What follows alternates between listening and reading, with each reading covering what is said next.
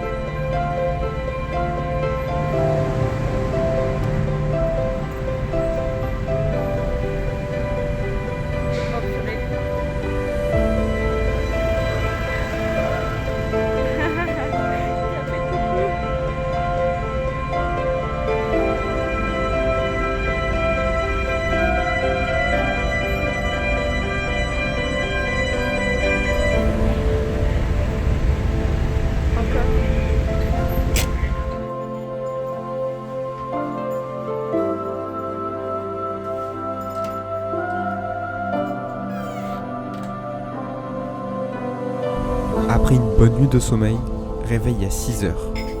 Après avoir pris le petit déjeuner sur le bateau, c'est déjà l'heure de débarquer sur l'île, la Sardaigne.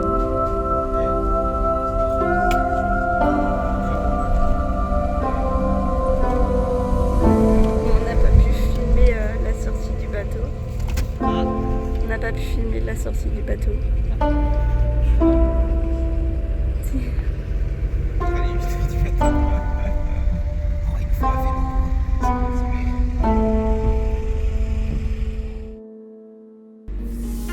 Nous avions prévu de partir en Sardaigne sans forcément d'itinéraire, sans roadbook et dans l'idée de faire un premier road trip tranquille avec le disco.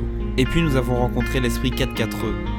Nous avons ainsi rencontré Fabienne et Christophe, ainsi que Poppy et Boston, leur lévrier. Ils voyagent dans un Toyota 80 blanc.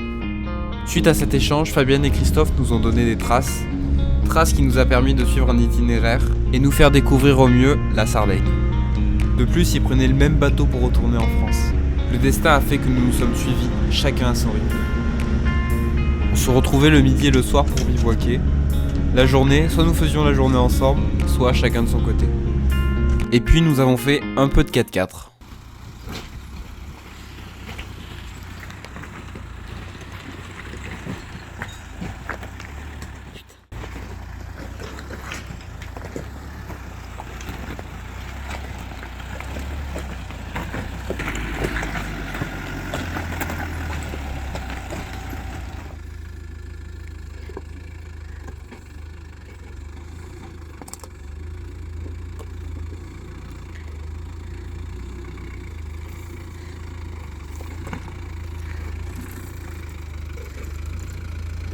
Se retrouver sur les toits de la Sardaigne pour retrouver un chemin type romain avec le 4x4 et avec la vue partout derrière.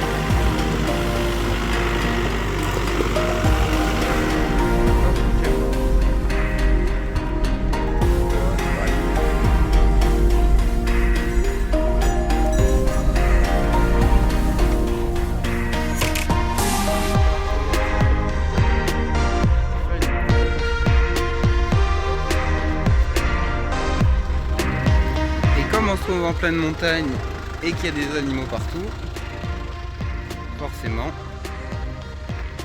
on a des petits portails. Et une fois qu'on est passé, on referme bien le portail.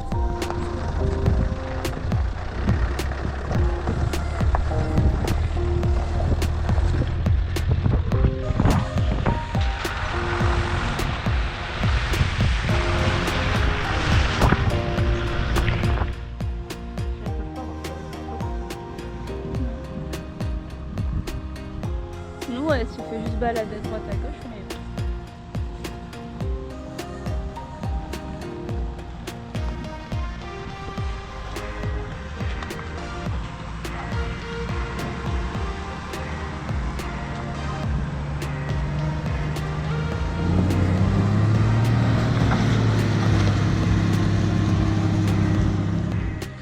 Lui, il y va.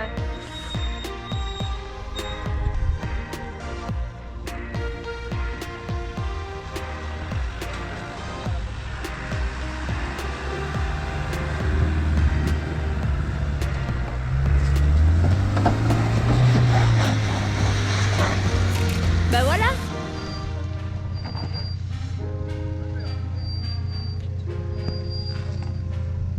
Là c'est bon. Là la prise.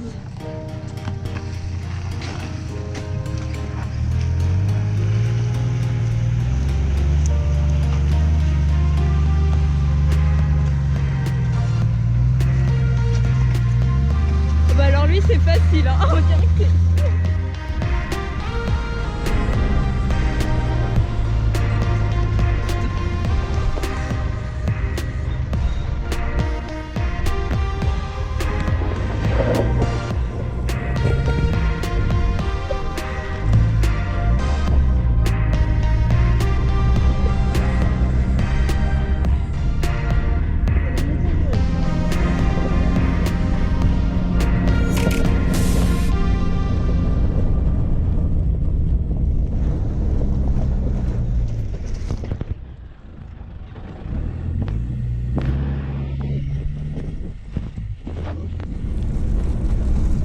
escarpé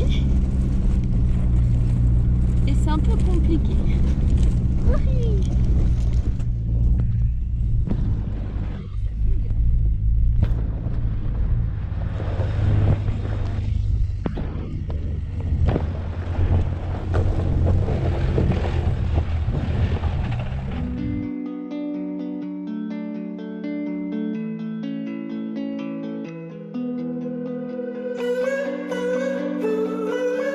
Autant te dire qu'avec la Sardaigne, on en a pris plein les yeux pendant la durée de notre séjour. Je pense même qu'on en est tombé amoureux.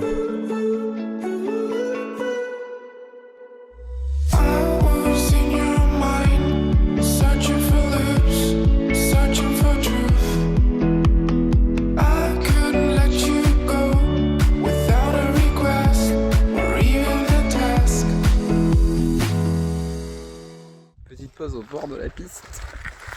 C'est retrouvé dans un petit gué, juste derrière moi il y a un petit ruisseau. On a descendu la grande côte qui est juste derrière. Puis on s'est installé tranquillement pour faire un petit bivouac.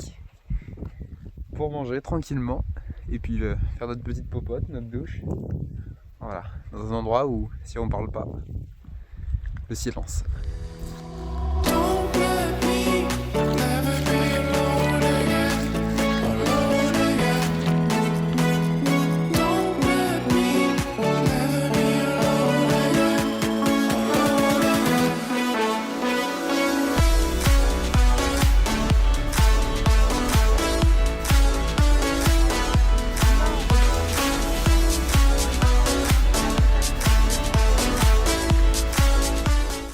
Et puis on a partagé quelques bivouacs avec nos amis.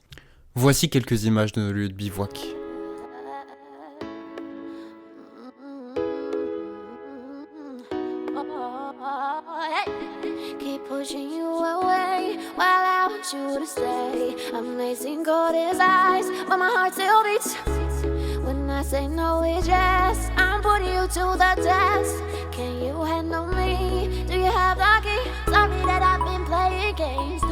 On sort toujours du bivouac, on va bientôt partir. On était juste en bord de falaise avec la mer derrière, le land et les 2 toys qui étaient garés là-haut. Une très belle soirée et un beau coucher de soleil.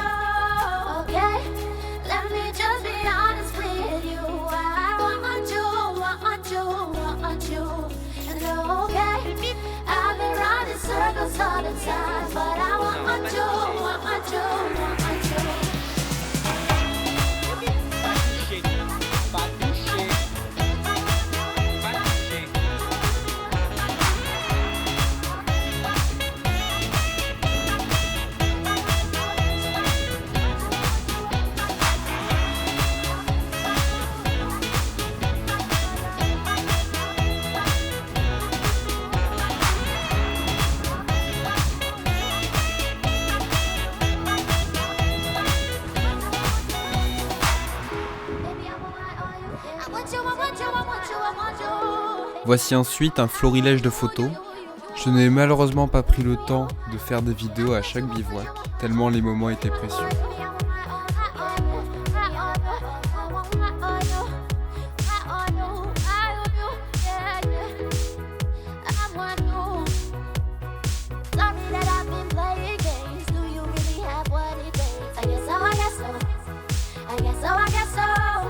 Nous avons été rejoints par Georges et son Toy HZJ75. Il ne nous a accompagnés que quelques jours.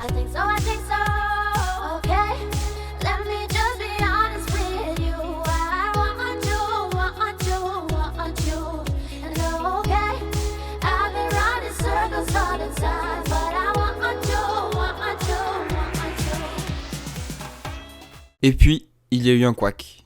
Un grain de sable qui est venu se mêler à la fête. Nous avons décidé d'aller voir un garage afin de diagnostiquer la panne.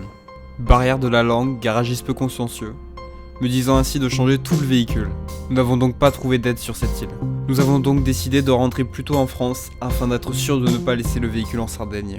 On change les billets, on arrive au port et direction la France. Voici une carte du trajet prévu à la base. Et puis voici le trajet que nous avons vraiment fait. En effet, on peut voir qu'il nous manque toute la partie de l'ouest et le nord à faire. Nous partons de cette île frustrés de ne pas avoir pu continuer jusqu'au bout de notre parcours. En revanche, nous quittons cette île plus amoureux que jamais, avec le sentiment que nous devons y revenir. Passer dans des endroits sublimes, échanger avec les locaux en plein milieu de la montagne, croiser des Fiat Panda au bout d'un chemin et se demander comment elle a pu passer alors que moi-même j'avais galéré à passer. Passer la nuit au bord de la mer, prendre le petit déjeuner avec les animaux de la ferme, partager des moments de convivialité avec des amis, autour d'un bivouac. C'est pour toutes ces raisons que nous souhaitons prendre notre revanche sur cette île, un jour. Pour ce qui est du disco, pendant le raid, il a été parfait au point qu'il m'étonnait à chaque obstacle passé. Lui qui a été destiné à débarrasser les ordures le dimanche.